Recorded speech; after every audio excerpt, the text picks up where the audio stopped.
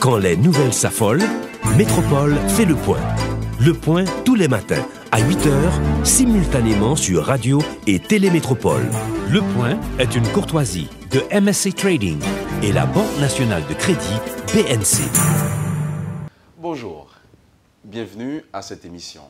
Le rapport sur la compétitivité a été présenté hier, notamment par l'économiste Kessner Farrell de l'Université Quisqueya. Et Haïti est placé 128e sur 137 pays. C'est un rapport sur la compétitivité, certains peuvent voir l'économie. Mais le rapport n'a pas seulement à voir avec l'économie. Il y a 11 piliers pour évaluer les pays.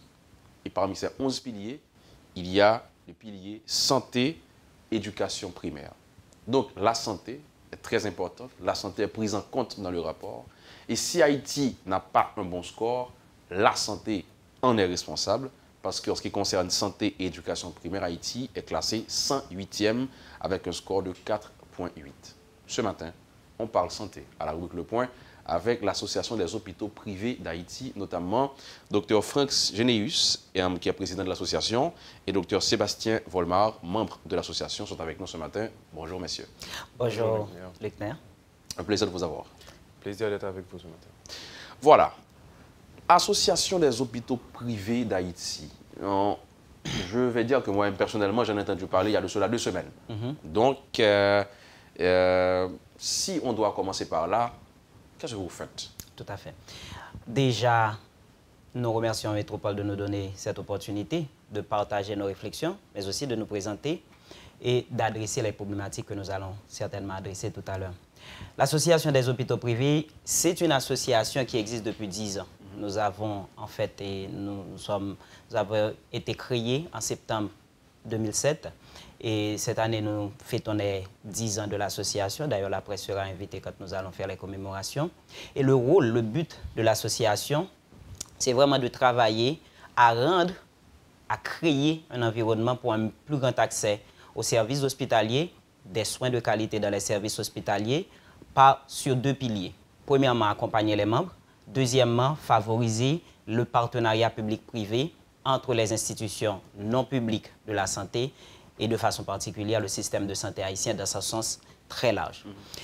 De façon très concrète, c'est vrai que nous sommes une institution très discrète, on va dire, mais déjà, cette année, nous avons pris cette décision de dire que la situation actuelle dans le système de santé est telle qu'il est important que l'association soit beaucoup plus, d'une part, visible, mais aussi porte ses contributions de façon beaucoup plus concrète. Nous allons, je pense, revenir par rapport aux contributions que nous portons.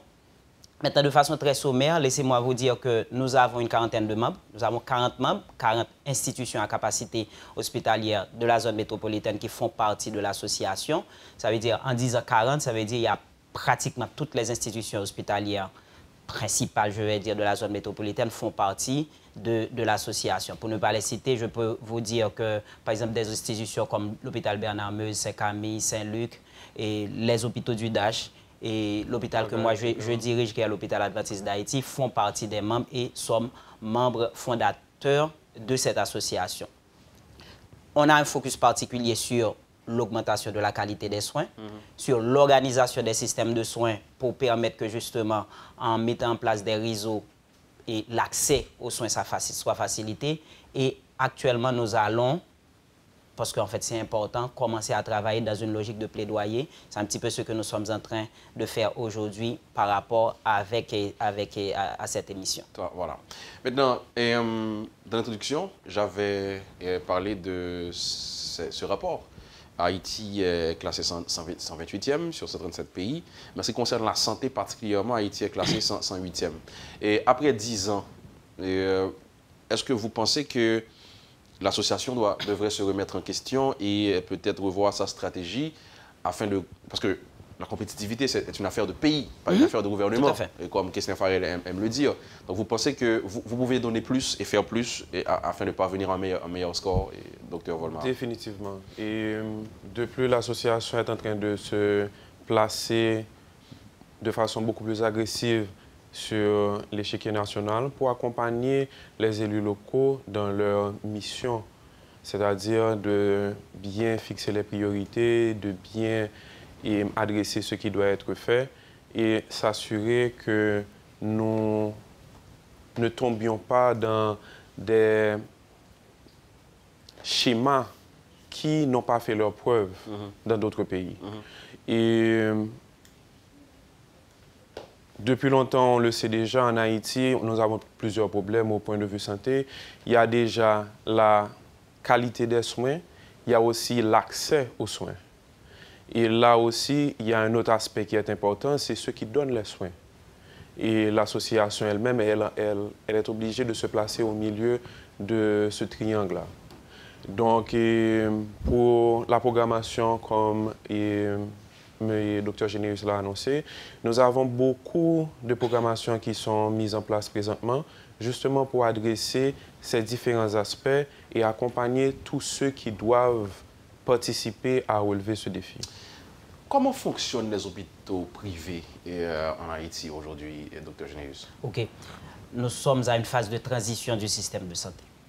Une phase où le système de santé est en train de se remettre en question pour une raison très simple. C'est parce que le système que nous avons maintenant est un système qui a été conçu dans un environnement et dans un temps, je parle d'une soixantaine d'années, où les défis actuels n'existaient pas encore. Je veux dire, le système actuel n'est pas adapté aux défis que nous avons. Il n'y a pas longtemps, nous étions en fait dans une rencontre où la ministre de la Santé et d'autres autorités étaient présentes. Et l'intervention que nous avions faite, c'était de dire que le système de santé que nous avons actuellement n'a pas la capacité d'embrasser les défis. Et l'expression que j'avais utilisée, c'est que la charge maladie, pour ne prendre que cet aspect, la charge maladie de notre pays, Haïti, est tellement grande que le système de santé actuel n'est pas capable de faire face. Et le système de santé que nous sommes en train de dessiner, si on le met en œuvre tel que nous sommes en train de le faire maintenant, dans 20 ans, on ne sera pas capable de faire face à cette problématique. Et je suis extrêmement content parce qu'en fait, nous, on avait pris la résolution de faire en sorte que dans le cadre de ce petit débat que nous avons aujourd'hui, d'entraîner le débat vers la vision globale, vers la vision nationale, vers la vision économique de tout cela. Et j'étais très content, très content. Et quelque part, l'information que vous avez partagée tout à l'heure sur Métropole et que vous venez d'utiliser en introduction sur la compétitivité, précède justement cette réflexion parce que justement c'est ça le combat actuellement que nous faisons, c'est de dire que le financement de la santé fait partie des enjeux que nous avons pour le futur de ce pays. Juste rapidement, nous avons 6 piliers dans un système de santé. Je vais vous dire les 6, vous allez vous rendre compte que ces 6 piliers sont dysfonctionnels en Haïti. Nous avons premièrement le pilier de la gouvernance, naturellement, où est-ce que nous allons et qui nous y emmène. Pilier de la gouvernance. Vous avez le deuxième pilier qui est l'organisation des services de santé. Qui fournit les services de santé? Troisième pilier, c'est le personnel qualifié. Combien de personnel que vous avez? Quel est le ratio médecin-population que vous avez? Ratio infirmière-population que vous avez? Vous avez l'autre pilier, quatrième pilier, l'information sanitaire. Ensuite, vous avez les intrants. Et l'un des piliers les plus importants, c'est le financement de la santé. Ce sont des piliers de système de santé. Si vous avez un de ces piliers qui dysfonctionne, tout votre système va mal fonctionner. Je pense que vous êtes d'accord avec moi qu'à tous les niveaux, tous ces piliers sont dysfonctionnels en Haïti actuellement.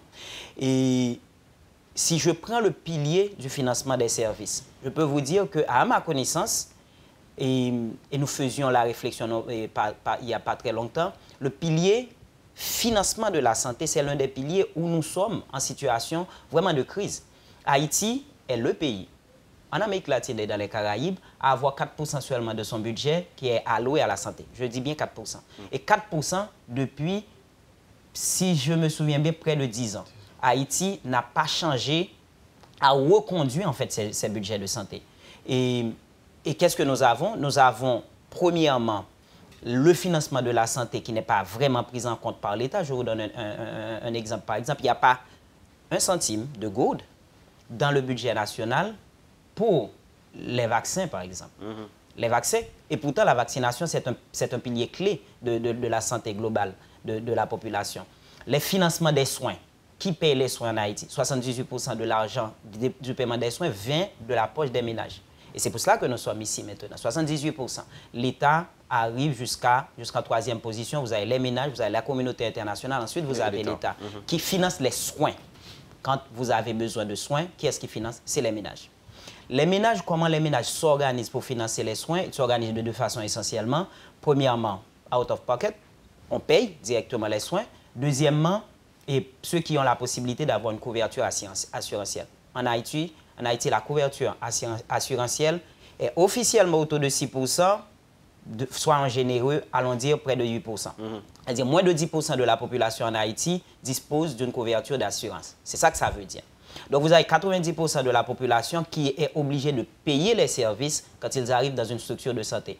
Et pour les personnes qui nous écoutent, que ce soit les soins dans le secteur public, que ce soit les soins dans le secteur non public, ce que nous appelons le secteur privé de la santé, mais non public. Parce qu'en fait, quand on dit privé, ça donne une connotation que tout à l'heure nous allons vous dire pourquoi c'est pas très... Ça ne répond pas à la réalité actuelle quand on dit privé, parce que ça donne... Il vaut mieux dire non public. Mieux vaut dire non public. Donc, ce qui fait que vous avez une population qui est largement en situation de vulnérabilité par rapport aux problèmes de santé. Largement en situation de vulnérabilité. Il n'existe pas de moyen d'avoir un système de santé fonctionnel quand les soins de santé sont payés après les soins. Je ne sais pas si vous comprenez ce que je veux dire. En Haïti, nous payons après les soins. On est malade, je paye. On paye après les soins. Tout système fonctionnel paye les soins avant. Parce que ça donne de la prévisibilité et ça donne une autre chose qui est un puissant ferment pour justement faire développer les systèmes de santé. Ça vous donne la possibilité d'avoir une masse, une compétitivité pour faire du scale saving, de l'économie d'échelle. Payer les soins avant, ça passe par les assurances alors? Ça passe en général par les assurances, pas nécessairement. Vous avez les mutuelles. Les mutuelles également. C'est un mécanisme de paiement des soins et de prépaiement des soins. Vous avez les mutuelles. Vous avez d'autres mécanismes que la communauté peut s'organiser, mais effectivement, la façon traditionnelle, c'est les assurances. OK. Une seconde, je vais voir avec Dr. Volmar. Maintenant, Dr. Genis vient de parler de financement de santé. Quelqu'un pourrait dire, si on parle d'hôpitaux privés, pourquoi vous parlez de financement? Pourquoi on parle de financement? Parce que les hôpitaux privés sont des acteurs clés à ce moment-là. Parce que de toute façon, nous allons donner les services. D'accord? Comment nous allons donner les services? C'est là l'enjeu. Et le cri d'alarme que nous poussons, c'est beaucoup plus pour protéger ceux qui sont en face de nous. Tout à fait. Parce que ce qui arrive, la personne qui a une couverture assurantielle aussi minime que cette couverture assurantielle soit en Haïti, est un privilégié. Maintenant, si même cette couverture assurantielle ne lui sert pas à obtenir ses soins, à ce moment-là, cette personne tombe en vulnérabilité. Alors, maintenant, si je comprends, quand vous parlez de financement, ce n'est pas que l'État devait vous fournir de l'argent chaque année ou ce n'est pas nécessairement ça. Mais la grande question, c'est pourquoi pas? Okay. Parce que, en fait, j'ai eu l'opportunité la semaine dernière, c'est vous qui m'aviez donné l'opportunité de faire une première interview avec Métropole, où j'ai dit, nous ne pouvons pas continuer à avoir un système de santé à deux vitesses. Qu'est-ce que vous appelez système de santé à deux vitesses? Vous avez les hôpitaux publics, gérés par l'État. Et même dans cette catégorie, vous avez plusieurs catégories. Vous avez des structures qui sont mises en place par le ministère de la Santé publique et gérées par le ministère de la Santé publique. Mais vous avez des structures qui sont mises en place par les mairies, par exemple. Elles sont publiques également, mais ce n'est pas exactement le même fonctionnement. L'OFATMA, pour ne pas le citer, on reviendra tout à l'heure, a des structures. C'est des structures publiques puisqu'elles appartiennent à l'État. Donc, c'est des structures publiques. Vous avez toutes les structures non publiques. Il y a toute la catégorisation, les ONG, les hôpitaux caritatifs, les institutions à but entre guillemets non lucratifs et les institutions qui sont des sociétés anonymes ou bien des sociétés à responsabilité limitée. Vous prenez toute cette catégorie et les autres catégories, vous avez un traitement par rapport à l'État qui est différent du traitement par rapport au non public, par rapport au privé, par exemple. Et si on prend les activités de formation du ministère de la Santé, le ministère de la Santé bénéficie assez régulièrement de formation. Il n'y a pas longtemps, le ministère a publié le paquet essentiel de services. Le paquet essentiel de services, c'est le document technique où le ministère dit, voilà, dans mon système de santé, voilà comment je veux qu'on fournisse les soins.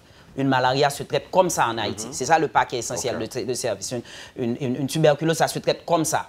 ou plus exactement dans le paquet essentiel de services, il dit que si vous êtes un hôpital, voilà ce que vous devez donner comme service. Vous devez donner ça, ça, ça, ça, ça. Si vous ne donnez pas ça, vous n'êtes pas un hôpital. Okay. Donc vous voyez, c'est essentiel et comme production.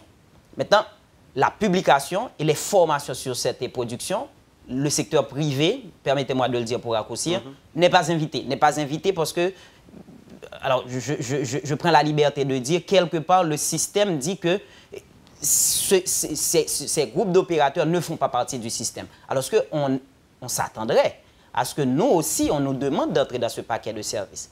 C'est pour cela que notre plaidoyer, c'est de dire il faut un seul système de santé, avec les mêmes modalités de supervision, avec les mêmes responsabilités pénales, par exemple, avec les mêmes obligations vis-à-vis de l'État et avec aussi les mêmes opportunités en matière de développement institutionnel. Il y a, encore une fois, beaucoup de formations dans le secteur public bénéficié et dont nous ne bénéficions pas.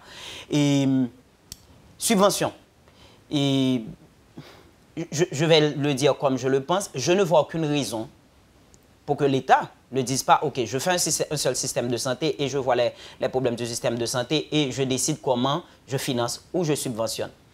Il y a des secteurs actuellement qui, à mon humble avis, je ne vois pas comment on va pouvoir les gérer à l'état actuel, même si c'est ad hoc, sans une subvention de l'État. Subvention ou pas, en tout cas une intervention de l'État. Je prends l'exemple et vous allez être d'accord avec moi, les urgences. Toute personne en Haïti doit pouvoir, quand il a une urgence, entrer dans n'importe quelle structure de santé et s'attendre à recevoir tous les services qu'il doit recevoir, sans se poser la question, est-ce que j'aurai les moyens de payer? Parce que c'est une urgence. Quand on a une urgence, on ne se pose pas cette question. On ne devrait pas avoir à se poser cette question. Dans l'état actuel des choses, nous savons que nos autres structures et non publiques, qui ne sommes pas subventionnés, ce que nous faisons, et cette stratégie en 3 étapes. Premièrement, nous accueillons.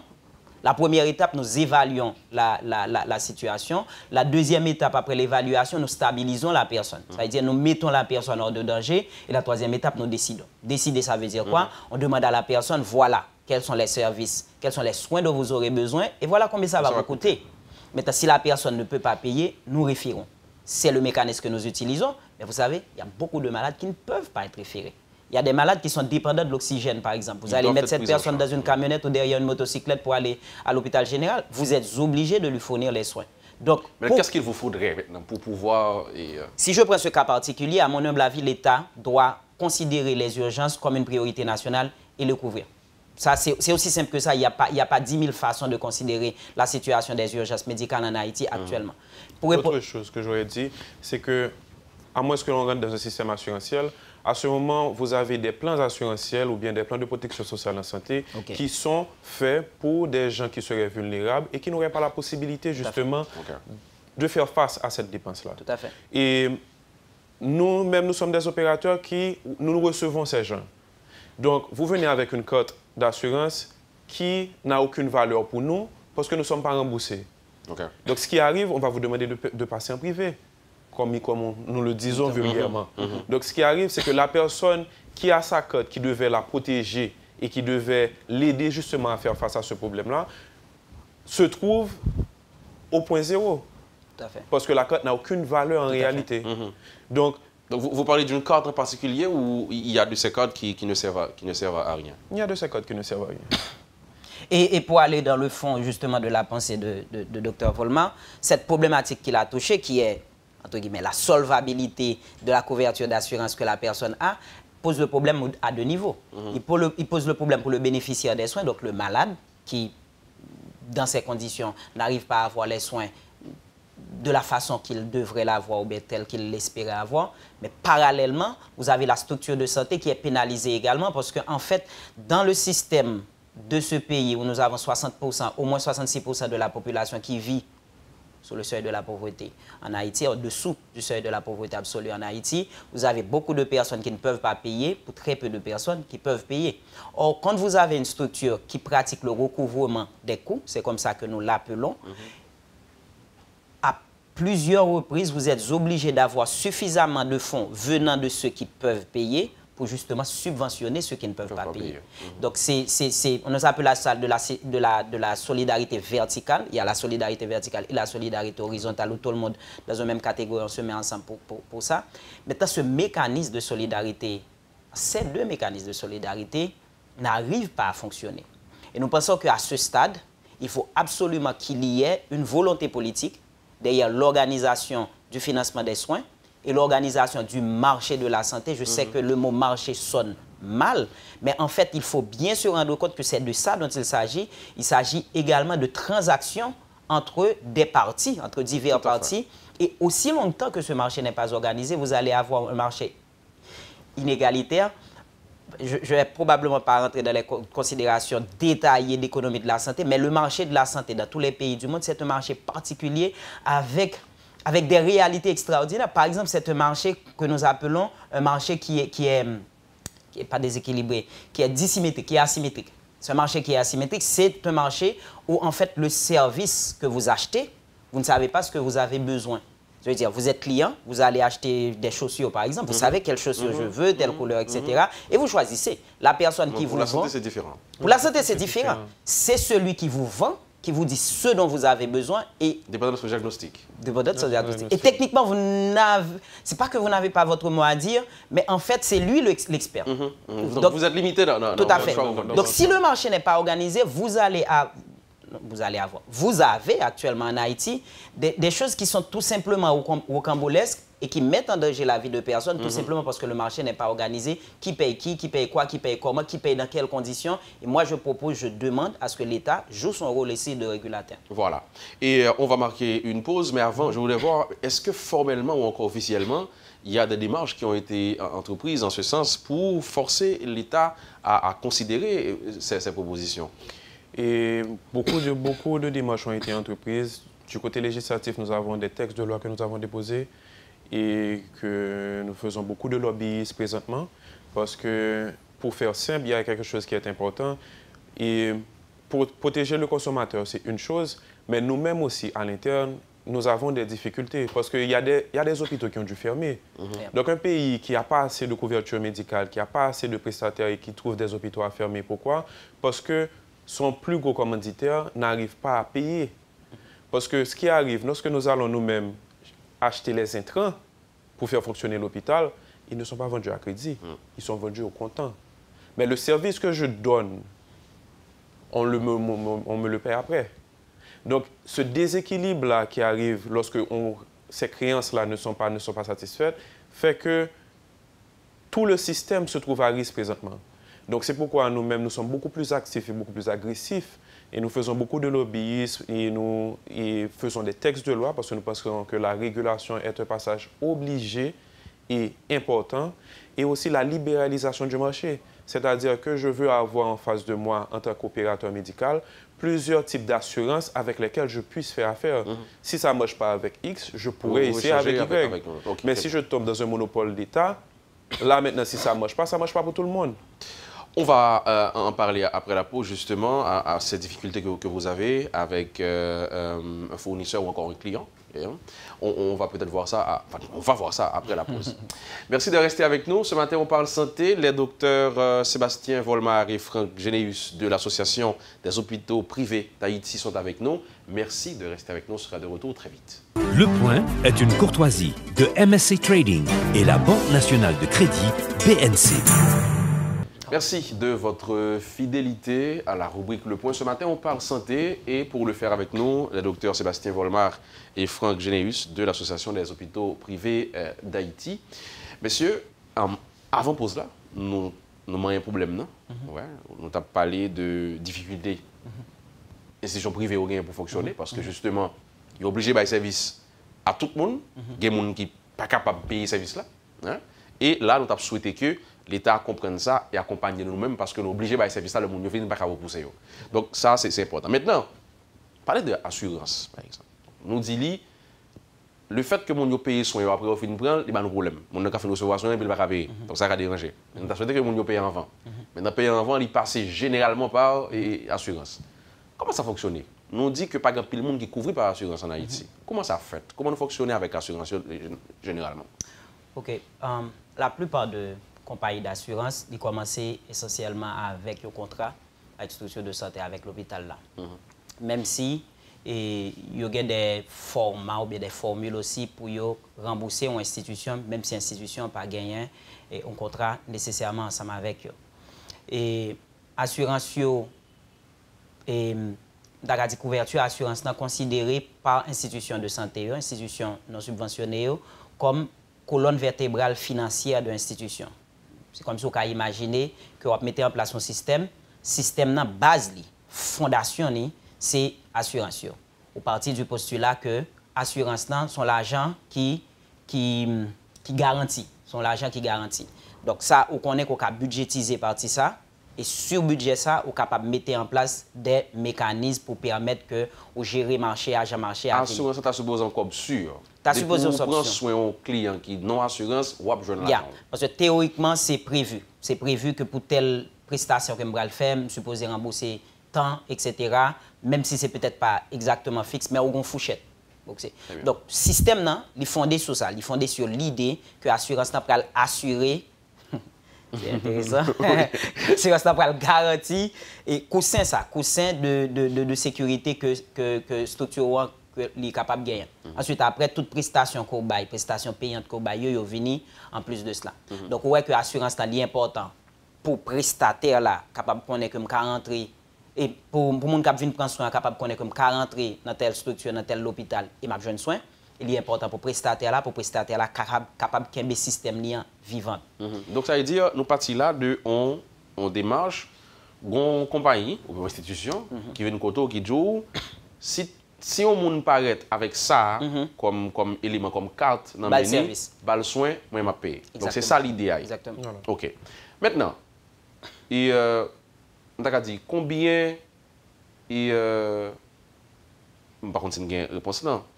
Combien de compagnies ou bien institutions qui fonctionnent aujourd'hui comme assurance?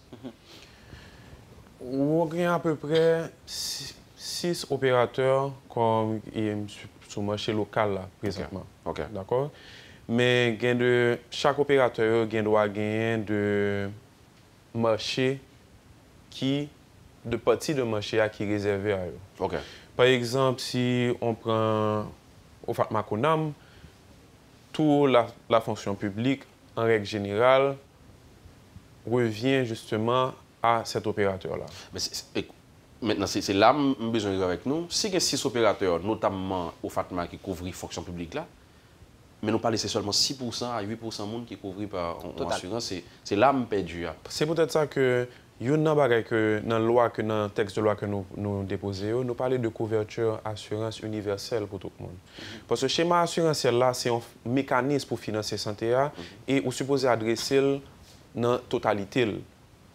Donc, en Haïti, un secteur formel, c'est les gens qui ont une entreprise, qui travaillent, qui ont une activité qui est répertoriée. Et on a un secteur informel là tout. Donc, nécessairement, il faut qu'on ait des schémas qui satisfait tous les deux clients. Côté que les gens qui ne sont pas répertoriés à tout, ils peuvent acheter l'assurance ou bien ils peuvent accès à l'assurance. Et c'est catégorie ça qui plus pas bénéficier de lui. Qui pas bénéficier de lui. Okay. Donc, c'est peut-être ça qu'on retrouve que on paquet d'entreprises, ils prennent l'assurance pour employer, parce que ça permet justement d'adresser les avantages sociaux dans l'entreprise là. Mais personnel de maison, par exemple, il n'a pas gagné nécessairement assurance. Alors que les ont un travail qui est stable. Côté que le travail en côté, que les ont bagage que les fait. Donc, secteur formel avec secteur informel là, il y a tous les deux faut gagner le schéma que vous créez. Donc, vous doit gagner un système assurantiel, vous doit gagner un système de mutuelle que nous créons, ou gagner un système de protection et sociale en santé, par exemple, parce que il y a des gens qui peuvent entrer dans deux catégories ça autour et qui sont des populations vulnérables, qui sont obligés d'avoir un mécanisme pour eux. Donc, là où il y a toute segmentation, ça permet justement que le système soit sain. Parce que ça permet que les gens qui viennent pour un service, dépendamment de qui secteur que lié, ou gagner un gens que un mécanisme que mon lui-même est capable de payer pour ce service. Au Fatma, il assuré fonctionnaire l'État, au Fatma pas gagné en pile l'hôpital, donc au Fatma obligé de faire affaire avec privé. Donc au Fatma gagné un certain nombre de l'hôpital que le sien compte avec eux, le dit que si moun ça a venu la caillou, bas le soin pour moi. Donc comment ça fonctionnait entre nous avec au Fatma? OK. Premièrement, ce programme est le programme d'auto-assurance des employés de la fonction publique. Concrètement, en tout cas au départ, le rôle de l'OFATMA, c'est de gérer ce programme. Auto-assurance, ça veut dire que c'est mon cap travail là, c'est sous les bons comme là. Donc c'est pas l'État qui met comme en plus pour lui. Tout à fait. Techniquement, au départ, dire assurance OFATMA, c'est une mauvaise façon de le dire. Okay. Et c'est un programme d'auto-assurance. Beaucoup d'employeurs font de l'auto-assurance. C'est une raison aussi du fait que c'est 10% seulement de monde qui est assuré. Beaucoup d'employeurs disent, OK, bon, si mon est malade, je paye. Okay. Dans la fonction publique, depuis quelques années, dit que nous avons fait un programme d'auto-assurance et prend des contributions de la part de tous les fonctionnaires de l'État. Et cette contribution est gérée par l'OFATMA. Le rôle de l'OFATMA, c'est de gérer cette contribution. Okay. Dans ce cadre précis, ce n'est pas tout à fait une compagnie d'assurance. C'est plutôt un gestionnaire de deniers, de nos amis qui travaillent dans la fonction publique. Donc, OFATMA gagne un réseau de salariés, les UP, les unités périphériques. Et unités périphériques, c'est nous autres, les hôpitaux, qui recevons pour l'OFATMA des personnes qui, justement, font partie du programme. Ça. Très bien. Et concrètement, lorsqu'on contrat avec OFATMA, il y a un barème que le barreau dit que dans le cadre de contrat, ça, on va respecter le barème. Ça. Maintenant, on bail service là, ou voyez et demande de remboursement à OFATMA. Maintenant, c'est là que le problème a commencé.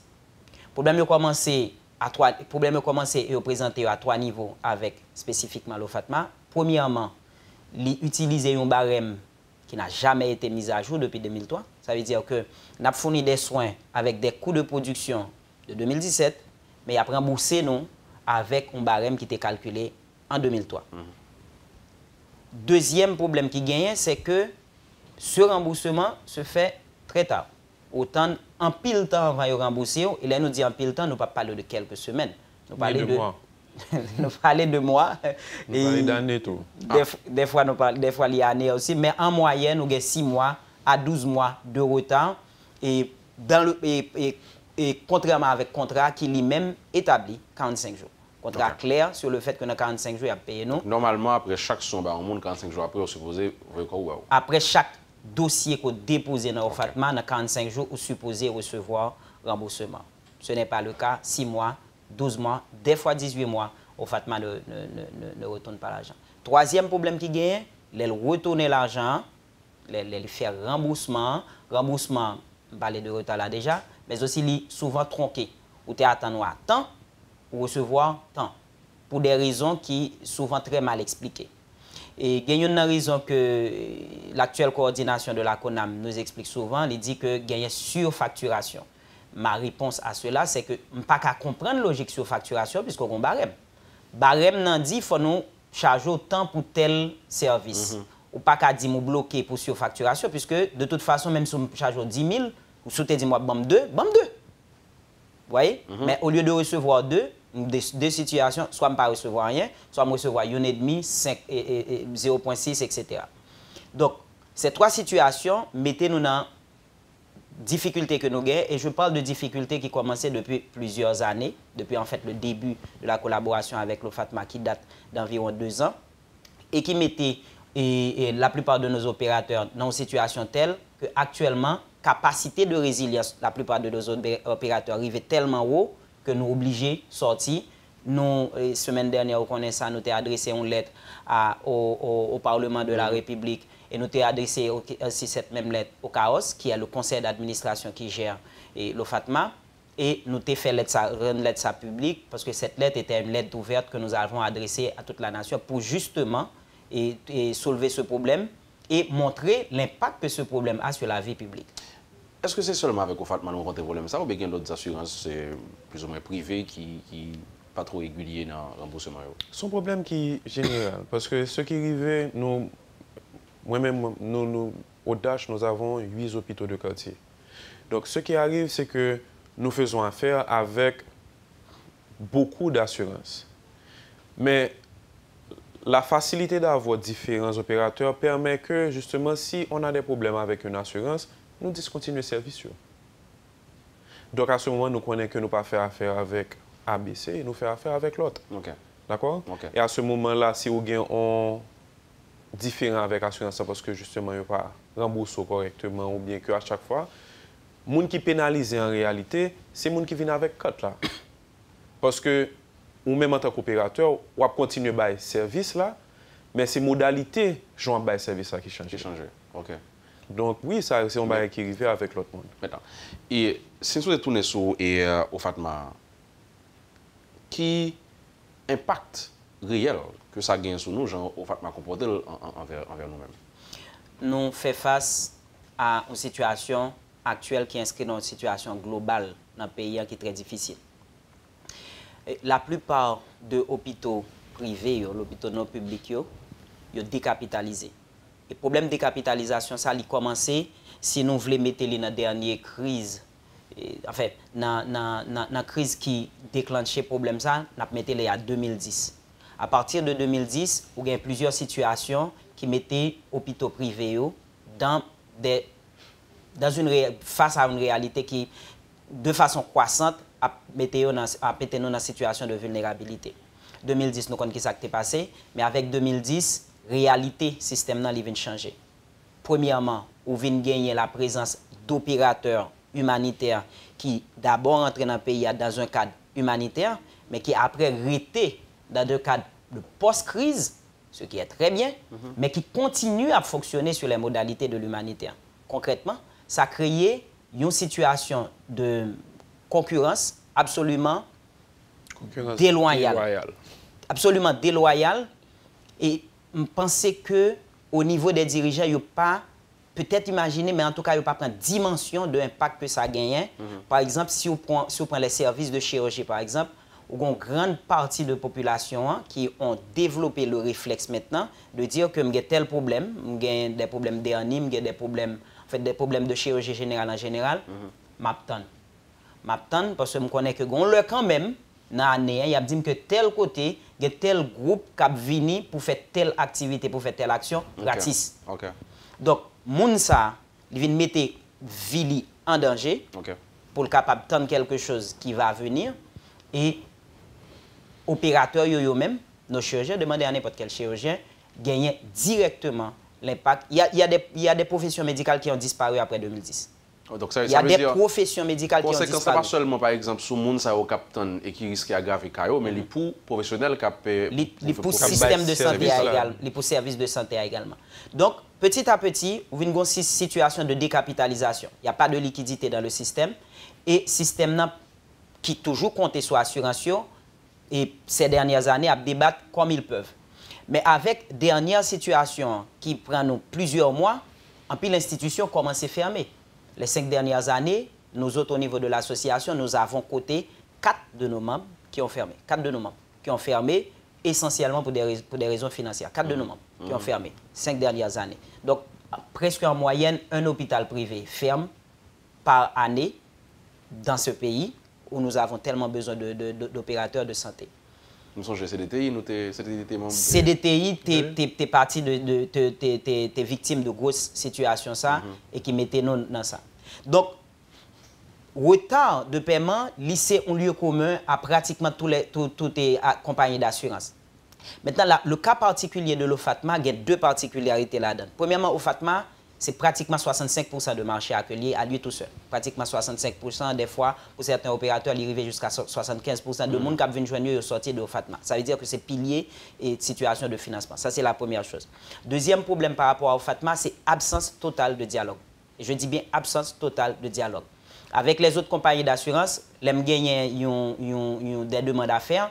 Nous avons un numéro de téléphone, nous sommes capables de monde, nous bureau, nous joignons les gens, nous discuter, etc. et nous trouver un modus operandi. Mais avec l'OFATMA, surtout depuis les derniers temps, les portes sont fermées. Personnellement, j'avais contacté le coordonnateur de la CONAM.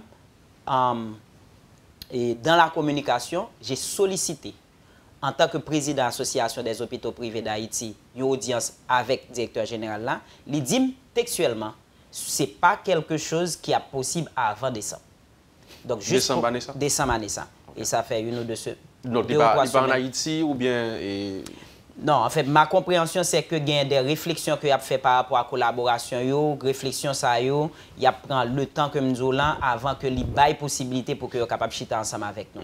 Donc, pourquoi cette démarche est grave?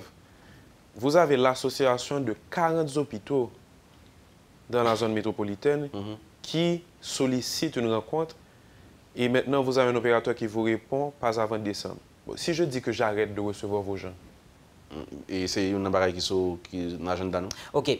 Donc, à parler justement de résolution qui prend au niveau de l'association. L'association croit que dans la phase où nous sommes là, la capacité de résilience institutionnelle est finie. Nous avons atteint le niveau maximum que nous sommes capables d'atteindre. Et je vous informe que jeudi même, à 10 h du matin, nous avons un rendez-vous. Il y a une réunion qui est convoquée par la direction générale de Fatma à UPO, et non pas association, mais nous allons aller en tant qu'association quand même, et nous prenons des directions au Fatma clairement. Bah nous une date qui n'est pas trop longue. Côté, la rembourser nous, la rembourser tout l'hôpital, les réclamations qui ont été déposées, et les réclamations, toutes réclamations confondues. Bah nous une date claire.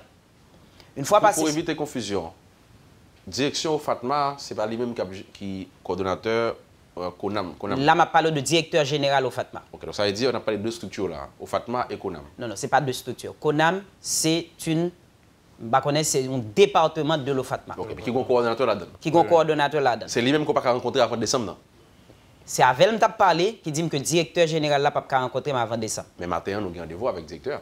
Le directeur a convoqué l'hôpital, convoqué les UP, les unités périphériques. L'association va rencontrer avant décembre, mais l'hôpital... Exactement. Okay. Mais nous-mêmes, nous pourrons aller en tant qu'association. Moi-même, je m'a présenté en tant que président de l'association pour dire ces deux choses que je partagé ensemble avec vous. Premièrement, nous disons clairement qu'il a fait paiement, et de façon très claire, en grand monde, pour que très clairement ça dit. Passer ce délai, nous allons recommander aux membres de l'association de sursoir leur collaboration avec le FATMA, très clairement. Et ça, je dit le matin, après-midi, on a envoyé information par Mambio pour dire que voilà ce que nous avons informé la direction de l'OFATMA. Deuxième résolution qui a été prise par notre association, et ça, il fait pendant à deuxième problématique majeure que nous obligés, ouais, c'est question de monopole que l'OFATMA voulait établir dans le pays par rapport à la couverture assurantielle. Avec toutes les difficultés qui gagnent pour assurance et fonctionnaires publics, Fatma avait élargi le cadre là, ce qui est tout à fait normal. Nous n'avons pas de problème avec l'idée que le voulait élargir le marché. Ça veut élargir. Ça veut dire que le voulait aller vers les entreprises privées. Okay. Ce qui n'est pas dérangé, nous en soit sur le principe, s'il estime qu'elles sont opérateurs, que l'aller fait plaidoyer ou bien publicité auprès des entreprises pour que l'entreprise choisisse comme assureur. Ce n'est pas un problème. Par contre, démarche, c'est déposer et de dire que, selon la loi, il est fait obligation à toute institution en Haïti ayant des employés d'assurer leurs employés à OFATMA. Dans ce cas, l'institution privée a fermé. C'est ce que nous disons. Voilà le danger. C'est que nous-mêmes, en tant qu'opérateurs, lorsqu'il y a 5 ou 6 personnes qui ont dit avec lui, qui ont dit que bon, ça, lui-même, pas de bon commerce, on va adresser avec l'autre, ou bon côté solvable, côté assurer que le service soit continuer by lui. Mais si opérateur avec lequel on a plus de problèmes, ça qui pas jamais rembourser là, je connais que c'est lui-même qui vient tout marché. Parce que dès le départ, nous avons parlé, nous avons dit deux parties. Nous avons une partie secteur et monde qui est dans l'entreprise que n'importe qui assurance vini, il fait présentation et puis mon adhéré non assurance accepter. Mais qu'on y là, c'est quand on va fermer deux secteurs. Parce qu'on va fermer le secteur opérateur de santé qui va le service là, même secteur assurantiel là, qui déjà minime, on met en danger tout. Sous fait imposition entreprise pour assurer dans OFATMA, il n'y a pas besoin. Il n'y a pas besoin de assurance. Maintenant, l'information, ça nous confirme, nous connaissons un texte là qui a préparé, dans quel niveau ça taille. Nous recevons des demandes nous-mêmes à l'interne, côté que l'OFATMA va demander nous. Pour nous assurer, en tant qu'entreprise et que prestataire de soins, ils vont demander nous pour nous assurer mon travail dans OFATMA. C'est très facile. Nous parlons d'un texte de loi. légaliser ça. C'est très facile pour vérifier ça, parce qu'ils sont basés sur une loi qui date de 1967. Loi l'île, dans la forme et dans l'esprit, il n'a pas dit ça, il dit que loi fait de OFATMA seul opérateur en matière de couverture assurantielle en Haïti. C'est comme ça qu'ils ont interprété loi. Alors que loi qui fait partie de loi cadre OFATMA, toute référence loi, fait référence à maladie du travail. Okay. Vraiment fait référence. Il y a même un blog que j'ai trouvé sur le net qui commente la loi organique de l'OFATMA, de l'ONA, mais dans le cadre d'OFATMA, on voit très bien que l'esprit et la lettre de la loi arrêté dans le cadre maladie du travail, accident du travail et maladie dans le cadre du travail. Maintenant, loi ça, il est en train d'être mal interprété pour être élargi. En tant que journaliste, c'est extrêmement facile pour confirmer. Nous autres, au niveau de l'AHP, nous confirmons ce que nous disons. L'OFATMA est en train, je le confirme parce qu'en fait, dans la dernière conversation, j'ai demandé au directeur de la CONAM, au coordonnateur de la CONAM, est-ce que vous confirmez cette information? Elle m'a dit oui, tout à fait, je confirme. Au calme d'Eli, j'imagine qu'il va vous dire la même chose, mais il y a une autre façon de le faire. Allez à Sonapi, allez dans les parcs industriels, toutes les factories vous diront qu'ils ont pour injonction de ne pas considérer une autre compagnie d'assurance, de considérer seulement la CONAM comme possibilité pour faire couverture d'assurance. Vous avez dit injonction. Généralement, l'assurance là, ils vendent produit, ils demandent est-ce que nous voulons. Je maintiens le mot. Donc c'est ça, et ça qui voulait ou qui prend. Mais c'est une injonction, ils sont obligés là. Exactement, c'est le mot. Ils ont présenté de façon que ou obligé à aller vers OFATMA. Bon, nous allons finir. Et pas rien en bas de table qui a réglé là. Nous clair sur ça. À notre niveau, non. Donc, ce n'est pas un bail personnel qui a géré, un bail contre OFATMA ou quoi que ce soit, pas un battable qui a géré là. Donc, position nous claire nous-mêmes. Nous-mêmes, nous sommes opérateurs, nous sommes obligés de soins de toute façon. Mais qui nous parle de soins, c'est là la grande question. Et là, nous trouvons que les méchants par rapport à public, là, par exemple, soit aller dans Sonapi, on ouvrier qui pas même qu'à. C'est tout dernièrement, il faut augmenter le salaire.